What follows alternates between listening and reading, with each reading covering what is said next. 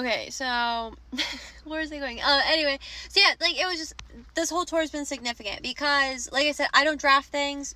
Sort of try to reloop exactly my point. All the details are important, right?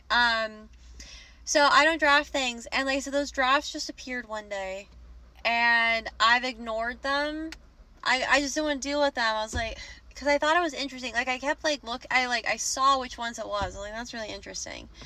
And I just was like, not right now. That was just kind of like, just like, did not feel like dealing with it. But I was like, that's so weird. I was like, the timing of them popping back up too at this like TikTok update, the weirdness going on, all the crazy things happening in the world, right? I was like, okay, what's this synchronicity mean for me and my path? Because it's there for a reason, absolutely. So, finally, as I've mentioned in a couple other videos, I've been dealing with like just a lot of lung and throat chakra stuff. It's Mercury retrograde in Leo. I'm not surprised that post shadow phase, that my fucking lungs hurt. Okay. I've yapped on here more than I've yapped in a really long time. You can obviously see and feel the growth in it, and that's what I've been working on. Because again, those videos when I started this, because like I started on here for fun. I was really casual. I was just, I don't know, I was just being myself. I wasn't a brand, a business, a thing. And then I got a little popular. Small dose. I'm not trying to claim anything ridiculous. I have almost 11,000 followers. That's something, because people kept telling me I needed to do my platform for good. They don't like my version of good. They don't, they wanted my voice and then they don't like it. It's weird. It's just all these different things that I've experienced and had to overcome. And it's all attached to my Saturn return and this dream and this voice that my candles led me to. Hello! Proof of my own candle magic, bitches. Because I use my candles for myself. It's my magic, my intention. Hello. The healing work that I've done, all of this. Sorry, I just had to brag about myself because I am proud of myself. Like, that was like an epiphany for me. Sorry. It's fun. So I've put in all this work. I've done all this magic, my own magic with my own tools, and this is the results of it. And I healed my voice to be the writer that I've always wanted to be, and to not be afraid of being myself in front of a lot of people.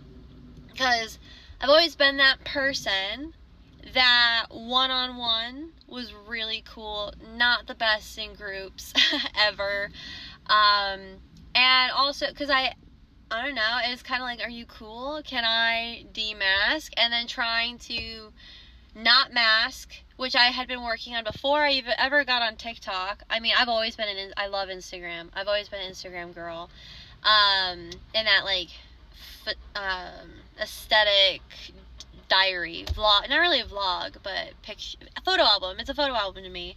And so I've been doing all this work because I just got so tired of masking all the time, and like, I've been on this journey forever. There's so many different stories, but especially when I met my husband, who inspired all of this. But I met him and it was like, if I'm going to open myself up, this is my last chance at a relationship. And if I'm going to open myself up to love, which I'm doing meditations for, because I had like 3 really awful, well, I had a lot of awful experiences, but I had 3 specifically devastating breakups that just, I was like, if I'm going to do this, what did I learn from all of this heartbreak? What am I going to do? Because the conclusion can't be to be bitter and alone and kind of doing this like self-destructive path that I've been doing. I met my husband, like, I'm not going to mask. I'm not going to lie. The 4th wall is broken. This is it. It is what it is. Your choice. Again, this is an invitation into Sarah. And through that was a man who saw me genuinely and has nurtured. He's an earth sign, okay? He has nurtured every part of me to be who I want to be, which is, again, through all of this, because he inspired my candles, because I did a lot of candle magic, and he gave a lot of insight and inspiration. He is my muse, my 12th house moon. I love him. And so yeah, I don't know. It's all crazy to me how this, because Saturn is in Pisces. That's my Saturn placement's in Pisces. So it's dreamy, it's romantic, it is the muse, and there is a lot of voice in that. I watched A Star Is Born the other day, and that's kind of the point. If you got something to say it. And so in the reflection of these videos, I see so much growth in myself, but I also see so much courage, and I'm really proud of my old self and all the people who tried to make me feel bad about it. It motivated me. It was an adversarial force, right? It forced me to face these demons within myself and confront them.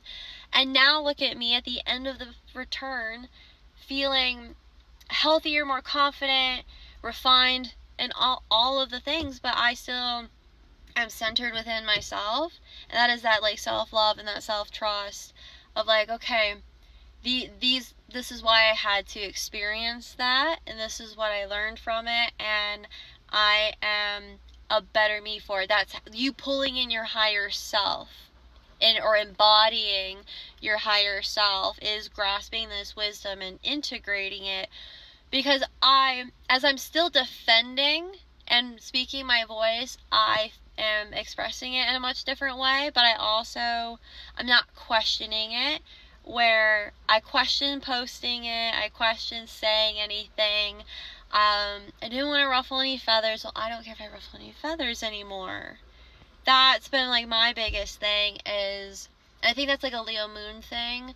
But there's the people-pleasing wound, the mother wound, there's all of those, like, feminine wounds where it's, like, dimming my own flame, my own voice, and just accepting that, like, I'm a passionate, fairly aggressive, masculine, bitches. People have called me masculine for that, but no, like, I'm tired of, like, that wall or that blockage in my throat, however you want to view it, but, like, I broke the dam of, like, saying what I actually wanted to fucking say to people, instead of just being nonchalant and shrugging it off, and then them thinking I'm dumb because I didn't say anything, or because I, again, benefit of the doubt, or whatever it is that I did to not have any conflict. Not to, like, I realized where I was avoidant, and now I'm embracing my confrontational side, which is confidence and passion, and just,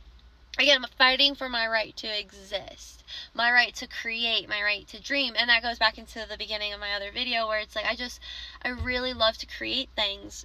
And when it came to my wish in my life and why I want money, power, glory, and fame and beauty and blah blah blah, all the seemingly superficial things I want, so that way I can create a life where I can create everything and anything I want. It's like a limitless life. Very Jupiter expansion, right? Pisces ruled by Jupiter, but then there's, like, Neptune, which is creativity, Poseidon. So, like, you see all the videos that were not, like, the Poseidon candle talking video was the only one that drafted.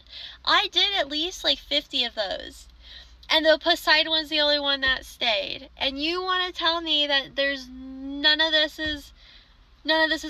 magic is real? You're just not paying attention, or I'm crazy for connecting too many fucking dots? I am eerie. I love it. It's fun. I'm understanding more of these things, and it's really fun. It's really fun when you have these epiphanies for yourself, and I never wanted to take those epiphanies away from anyone else. I wanted them to have them for themselves, and for it to be a lot more fun than angry and rejective as it kind of ended up becoming. But I'm gonna go to part 3.